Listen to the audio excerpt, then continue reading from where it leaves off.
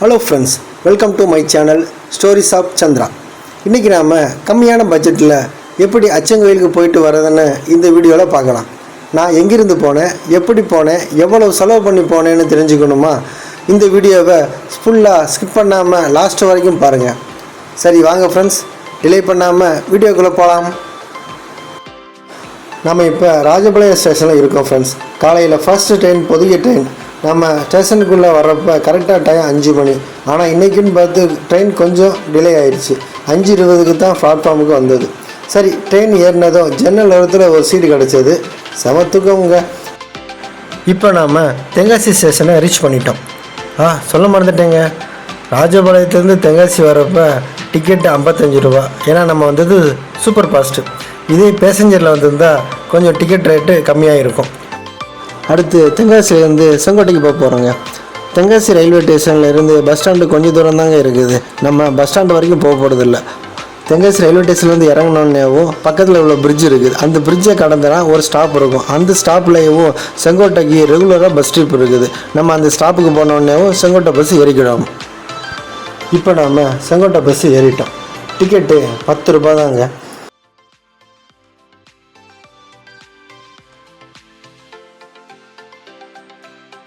பஸ்ஸுக்கு வெயிட் பண்ணியிருக்கும்போது ஆப்போசிட்டில் ஒரு டீ கடையில் வடை சுட சுட போட்டாங்க.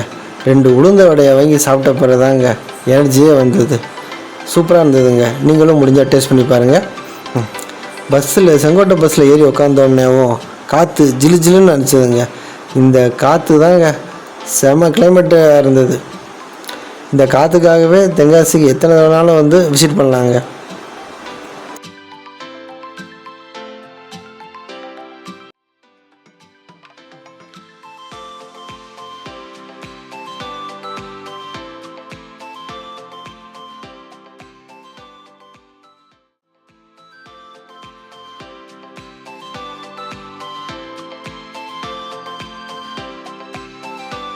இப்போ நாம் செங்கோட்டைக்குள்ளே என்ட்ரு ஆகிட்டோம்.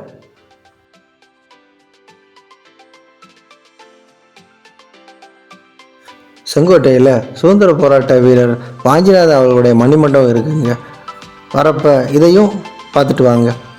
நீங்கள் இயற்கை விரும்பியாக இருந்தால் பக்கத்தில் உள்ள குண்டாறு டேம்னு ஒரு இடம் இருக்குங்க. அங்கேயும் போயிட்டு வாங்க. ரொம்ப நேச்சுரலாக இருக்குங்க. இப்போ நாம் செங்கோட்டை ரீச் ஆகிட்டோம். அடுத்து அச்சங்கோயில் பஸ்ஸு ஷார்ப்பாக 8 மணிக்கு வந்துடுச்சு.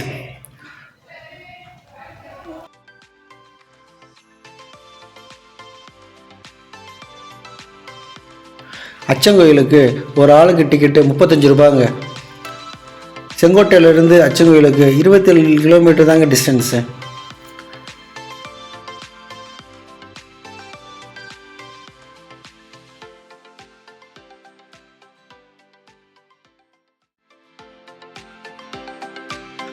வழியெல்லாம் பாருங்கள் மக்களே, செம க்ரீனரி.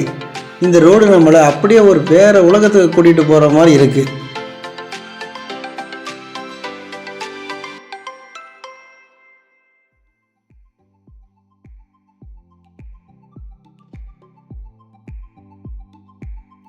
இப்போ நாம் இளஞ்சி, கொட்டாங்குளம் இந்த ஊரெல்லாம் தாண்டி மேக்கரை நோக்கி போய்கிட்டு இருக்கோம். மேக்கரைங்கிற ஒரு மலையின் அடிவாரத்தில் இருக்கிற ஒரு ஊருங்க. இந்த ஊரை தாண்டி தான் நம்ம அச்சங்கோயிலுக்கு போக போகிறோம். செங்கோட்டையிலேருந்து அச்சங்கோயிலுக்கு எந்தெந்த டைமிங்கில் பஸ் இருக்குதுன்னு பின்னாடி சொல்கிறேன். வீடியோவை ஃபுல்லாக பாருங்கள்.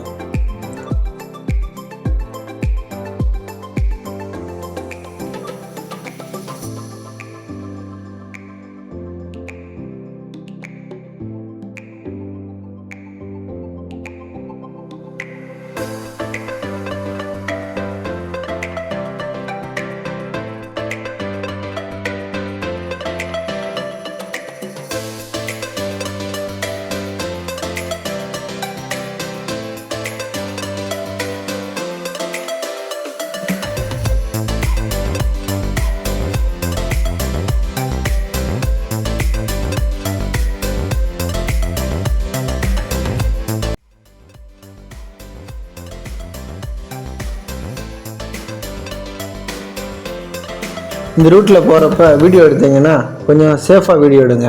ஏன்னா கிளையும் மரமும் ஜன்னலோரத்துக்கு வர மாதிரி இருக்கும். ஸோ மொபைல் கீழே விழுந்துருச்சுன்னா கண்டக்டர்னே நிப்பாட்ட மாட்டாங்க. ஸோ மொபைலை சேஃபாக பார்த்துக்கோங்க.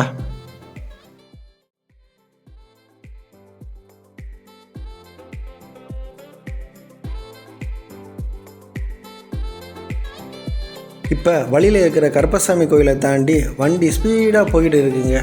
திடீர்னு ஒரு இடத்துல ஸ்லோ ஆகிடுச்சுங்க. என்னென்னு பார்த்தா ஆப்போசிட்டில் ஒரு வண்டி. ரோடு ரொம்ப குறுகலாக இருக்கிறதுனால ஒரு சமயத்தில் ஒரு வண்டி தாங்க போக முடியும். இப்போ ஆப்போசிட்டில் வர வண்டி நம்மளை தாண்டி போன அப்புறம்தான் நம்ம வண்டி மூவ் ஆகுங்க. நீங்கள் இங்கே வந்து தங்கணும்னு நினச்சா காட்டேஜு லாட்ஜெல்லாம் கூட கம்மியான ப்ரைஸில் இங்கே இருக்குங்க.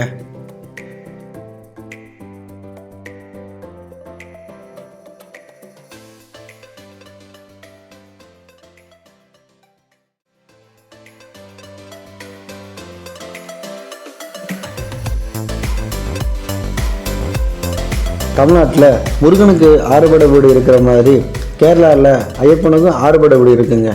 குளத்துப்புழா, அச்சங்கோயில், ஆரியங்காவு, எரிமேலி, பந்தலா, சபரிமலை இதெல்லாம் தாங்க.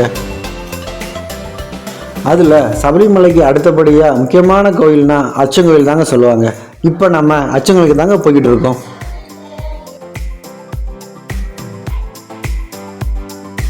இங்கே கார்த்திகை மார்கழி மாதம் தாங்க ரொம்ப விசேஷம்.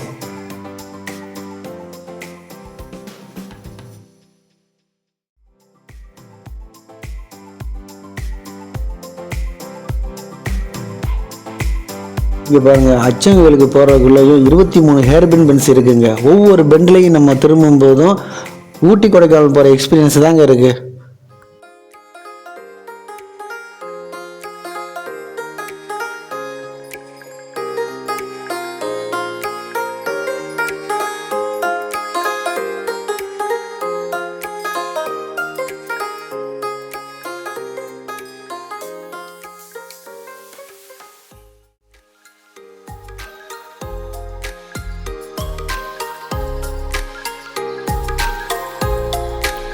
போகிற வழியெல்லாம் பாருங்கள், பாக்கு மரமும் ரப்பர் மரமும் தாங்க அதிகமாக இருக்குது. செங்கோட்டையிலேருந்து அச்சங்கோயிலுக்கு ஒரு நாளைக்கு 3 டைம்ஸ் பஸ்ஸு போகுதுங்க. காலையில் 8 மணி, மதியம் 3 மணி, சாயந்தரம் 5 மணிங்க. இப்போ நம்ம போகிறது 8 மணி பஸ்ஸுங்க. கரெக்டாக 1 ஹவரில் அச்சங்கோயிலை ரீச் ஆகிரும். அப்புறம் 9:50க்கு அச்சங்கோயிலேருந்து செங்கோட்டைக்கு அதே பஸ்ஸு ரிட்டர்ன் ஆகுதுங்க. சாயந்தரம் போகிற 5 மணி அச்சங்கோயிலே ஆல்ட் ஆகிரும். நீங்கள் அச்சங்கோயிலில் இருந்து ஸ்டே பண்ணணும்னு நினச்சிங்கன்னா ஈவினிங் 5 மணி டைமை சூஸ் பண்ணிக்கோங்க. இந்த பஸ்ஸு அடுத்த நாள் காலையில் அச்சங்கோயிலேருந்து செங்கோட்டைக்கு வந்துடுங்க.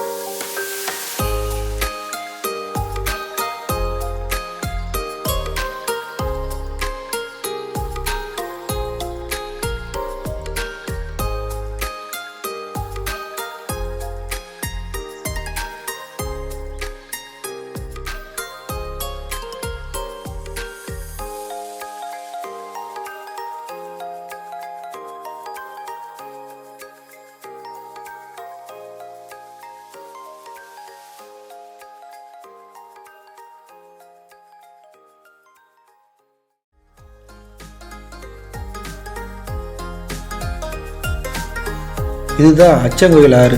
மலையில் இருந்து வர்ற தண்ணி எவ்வளோ சுத்தமாக சில்லுன்னு இருக்குன்னு பாருங்கள். அப்படியே மனசுக்கு ஒரு சாந்தி கிடைக்குது. நான் ஓன் வெஹிக்கிளில் வந்திருந்தேன்னு தான் இந்த இடத்துல கொஞ்சம் ரிலாக்ஸ் பண்ணிவிட்டு குளிச்சுட்டு போயிருப்பேன். ஓரளவு ட்ராவல் முடிச்சிட்டோங்க. இன்னும் கொஞ்சம் தூரத்தில் கோயில் வந்துடும்.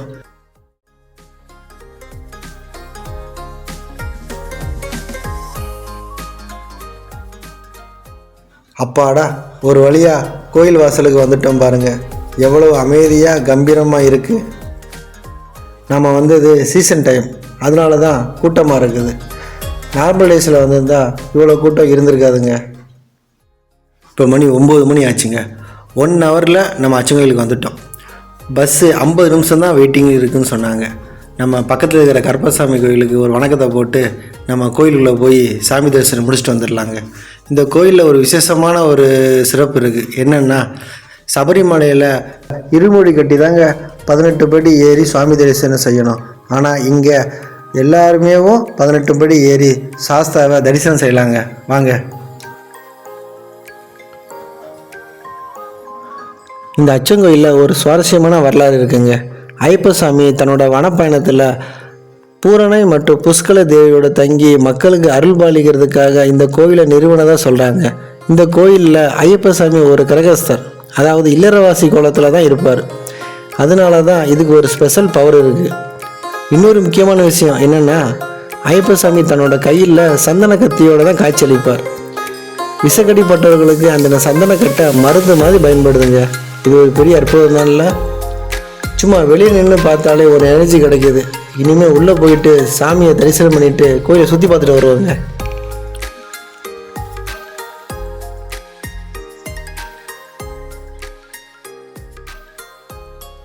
இங்கே ஐயப்பனோட சன்னதியை தவிர கருப்பசாமி, கன்னிபுள்ள கணபதினு நிறைய உபசன்னதிகளும் இருக்குது.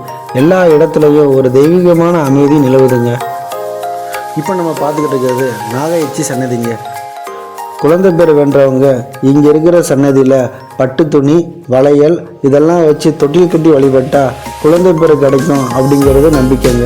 இதை தவிர மாயமந்திர செயலாக பாதிக்கப்பட்டவங்க, தீராத நோயால் அவதிப்படுறவங்களாம் இந்த கோயிலில் வந்து வழிபட்டால் சீக்கிரமாக குணமாகும் அப்படிங்கிறது நம்ம சாஸ்தா கோயிலோட ஐதீகங்க.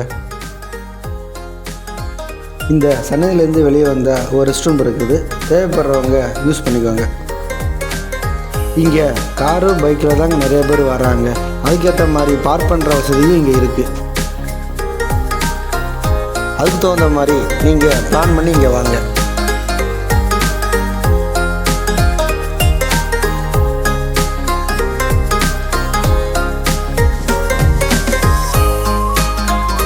சுவாமி தரிசனம் ரொம்ப திருப்தியாக இருந்ததுங்க. இதாங்க சாஸ்தாவோட பிரசாதம். இலையில சந்தனமும் திருநீரும் அதோடு சேர்ந்த பூவும் கொடுத்தாங்க. கமகம்னு இருந்ததுங்க.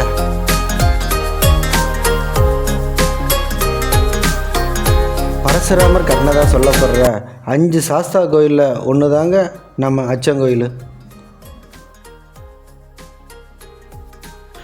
இங்கே இந்த வனப்பகுதியில் வந்து சுவாமியை தரிசிக்கிறது ஒரு பாக்கியம்னே சொல்லலாம். நீங்களும் கண்டிப்பாக ஒரு தடவை வந்து இந்த இடத்த, இந்த ஆன்மீக அமைதியை அனுபவிக்கணும். இந்த விளாக் உங்களுக்கு பிடிச்சிருக்குன்னு நம்புகிறேன். ஒரு ஆப்ரோட் பயணமோ அமைதியான ஆன்மீக அனுபவமோ கிடைச்சதில் எனக்கு ரொம்ப சந்தோஷங்க. அடுத்த விளாக் இன்னும் ஒரு இன்ட்ரெஸ்டிங்கான இடத்துல வந்து உங்களை சந்திக்கிறேன். அது வரைக்கும் எல்லோரும் பத்திரமா இருங்க, சந்தோஷமாக இருங்க. மீண்டும் சந்திப்போம். நன்றி, வணக்கம். இந்த விளாக் உங்களுக்கு பிடிச்சிருந்தா லைக் பண்ணுங்கள், கமெண்ட் பண்ணுங்கள், மறக்காமல் சப்ஸ்கிரைப் பண்ணுங்கள். அப்படியே பெல் பட்டனை கிளிக் பண்ணுங்கள். அப்போ தான் நம்ம போடுற ஃப்யூச்சர் வீடியோஸ் உங்களை வந்து சேரும்.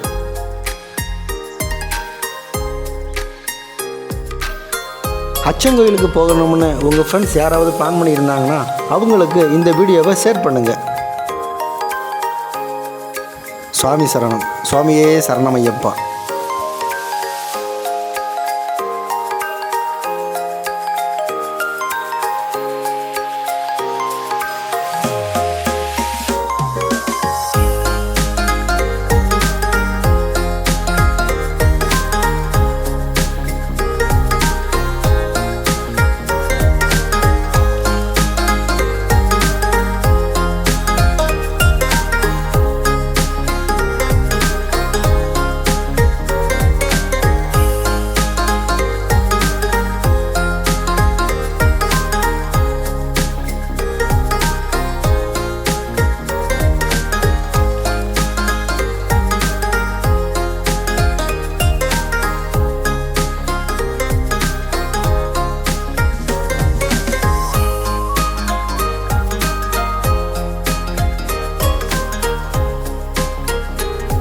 இங்கே போகிறப்ப பாலித்தீன் கவர்கள், பிளாஸ்டிக் பாட்டில்னு எதுவும் போடாமல் இருங்க. ஏன்னா இந்த இயற்கையை பாதுகாக்கிற பொறுப்பு நமக்கு இருக்குல்ல. ப்ளீஸ் எல்லோரும் அதை ஃபாலோ பண்ணுவோம்.